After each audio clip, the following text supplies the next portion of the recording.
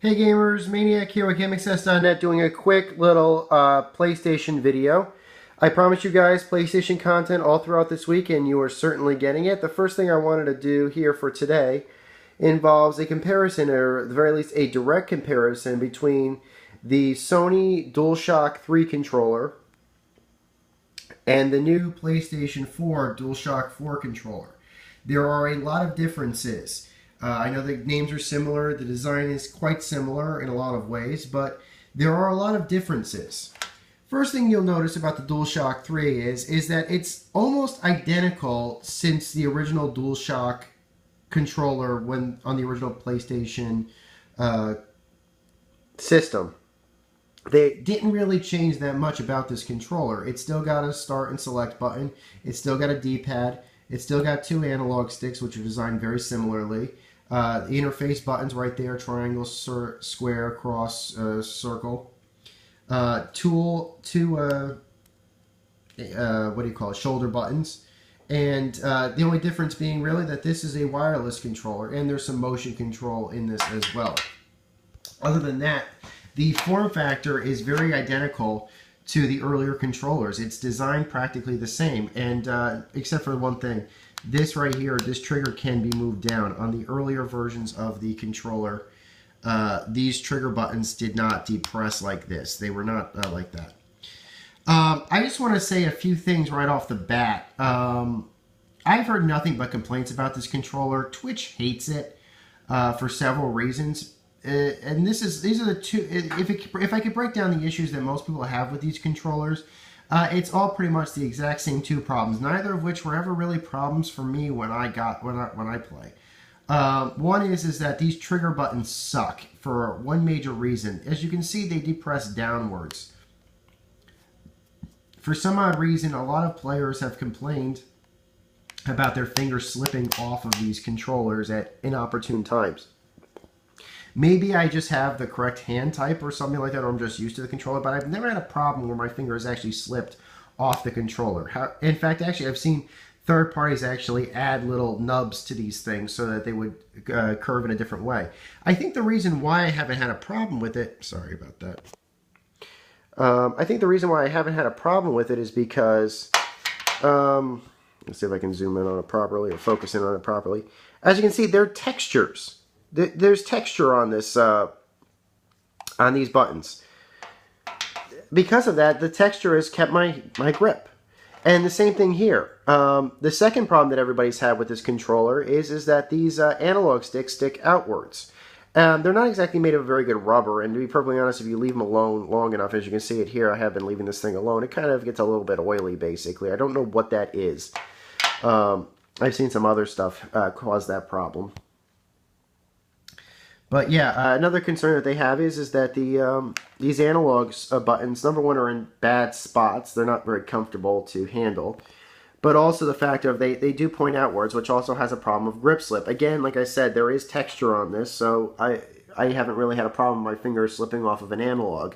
But I do want to make it clear to you guys that anybody who would have picked up the Wii U or the Xbox generation controllers, they didn't have these problems. Their buttons would cave inwards, as would the triggers. So let's just take this for a second and let's fast forward a little bit to the PS4 DualShock 4 controller. What can we say really about this controller? It looks kind of similar, but it also looks a lot different in a lot of ways. First off, you'll notice that the PlayStation button has been moved down slightly. The Xbox One controller did this as well. In the earlier generations, they pretty much put the home buttons basically in the center of the controllers.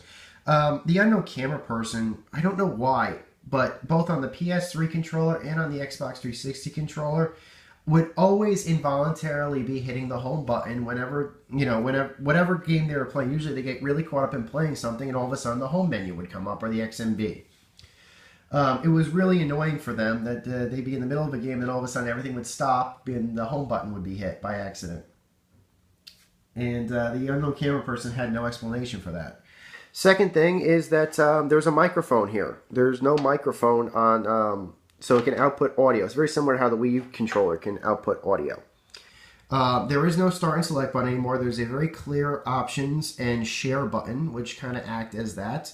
The Xbox One controller has very similar type buttons, a menu button and one other type of button, which name escapes me off the top of my head. This is clearer. I like that options and share. I do think that that is a much clearer thing to do. And if you need to do, you just hit the home button. There's still trigger buttons on these sides. Right here, you'll notice that immediately, well, let's just see the obvious difference. They did solve those problems. As you can see, these analog sticks do cave inwards.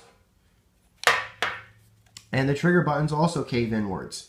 So Sony did take that to heart, and they did actually fix that problem. So these buttons do in fact cave inwards. So they should be easier to grip. This is great, quite an improvement. There's also a port right down here for headphone jack, very similar to the Xbox 360 and Xbox One controllers, which also have headphone jacks on the controllers. The PS3 used Bluetooth for, you could use a Bluetooth thing. You probably could still use a Bluetooth headset for the PS4, but most of the time now everybody's just using stereo through USB or something. So USB headsets seem to be the manner of the day. But that's not the biggest thing about this. It still, like I said, it still has the interface buttons. It still has the D-pads. Everybody loves those, of course. But the big thing, the big feature about this is the two-tone touchpad right here, the capacitance screen. The way they were originally describing this screen, I thought that they were going to be doing something along the lines of, this would have visuals or something like that. It doesn't. It's basically just a touch screen. It's fully interactive, but the thing that I like about it does give some tactile feedback in that it clicks. You see how it clicks? So it does at least give you some response. So it's basically a touch screen that allows clicking. A lot of stuff can be done with this touch screen, and sometimes it's actually, I got to admit, that the way this controller is designed, sometimes it's easier basically to move your thumb from the analogs to the touchpad than it is to move to one of the interface buttons. I really do like that, actually. A lot more functions can be mapped here than they could to this. And like I said, it does still offer the click.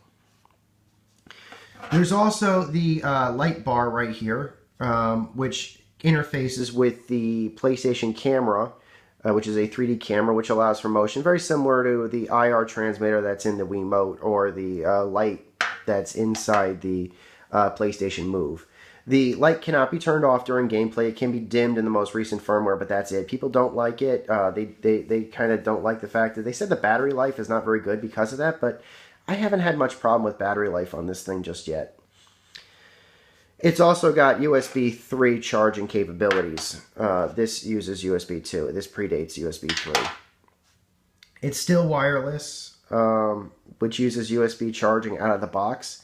If you want to compare directly between this controller and the Xbox One controller, I gotta say I prefer this controller. It's a much better value. It comes with a rechargeable battery. You don't have to buy a battery pack separately. It's got a touchpad. The Xbox One controller does not have a touchpad. It's got a speaker. I know that the Microsoft guys had the idea about putting a speaker into the Xbox One controller. They decided not to. Again, this can show that a speaker can work. It's got decent motion control. I like the design. The longer grips make it much easier to hold. I like the clear buttons for the share and options menus. I like the response time. I like the response of the triggers. It could be a little bit better, but you know, it's not a Wii U controller. This is a PlayStation 4 controller. So there you have it, guys. If you want to give my best sense on what I think is the best controller of this generation, DualShock 4.